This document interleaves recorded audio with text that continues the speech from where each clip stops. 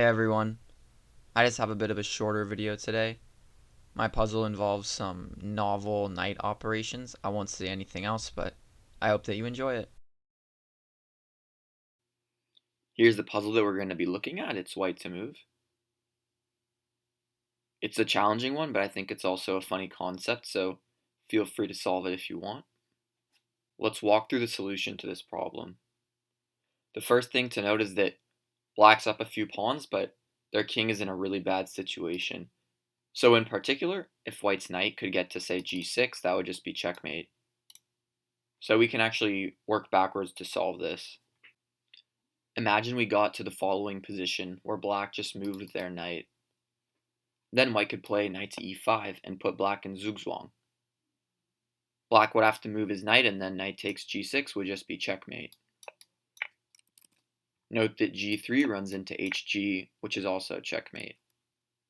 If we go back a bit, we see that even in this position, black is put in zugzwang because they have to move their knight. Right, g3 again runs into hg, king g4, and now knight e3 with the funny mate. So the knights on d7 and c4, we can call them corresponding knights, or the knights on d7 and c4 are on corresponding squares. Really all that means is that this is a position of mutual zugzwang. Whoever's turn it is does not want it to be their turn, and it's black's turn here. Let's return to the original, more complicated composition with 4 knights. The e5 square is still a critical square, but now there are more knights to fight for the e5 square. The only correct first move is knight d to c4. For example, if you played knight d3 instead, trying to get to the e5 square, then g3, hg, king g4, and the king is escaping. After knight d to c4, black has various options. For example, knight c6, reinforcing e5, then white just plays knight d3 and puts black in zugzwang. Now black has to move one of the knights away from the control of the e5 square.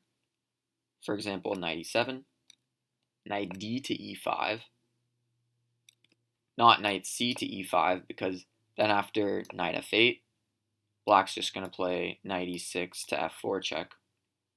So knight d e5 instead. Now we've already seen that knight takes e5. Knight takes e5 is a zugzwang from before. So instead, knight f8. But now just knight d6. This is the key zugzwang. Black can't adequately defend f5 and g6 squares. For example, knight d5, just knight g6, knight g6, knight f5, checkmate. Or knight e6, knight g6, knight g6, knight f5 is checkmate. So after knight d to c4, black does have one more little trick with the unique move, knight to f8. The first point is that if you get lazy with, say, knight d3, then knight e6 to f4 and black wins. So instead, you pin down black's knight with knight e5, and now black tries knight c6. With the point knight takes c6, then again knight e6, trying to come to f4, the king is escaping, pawns are being traded, this is a draw.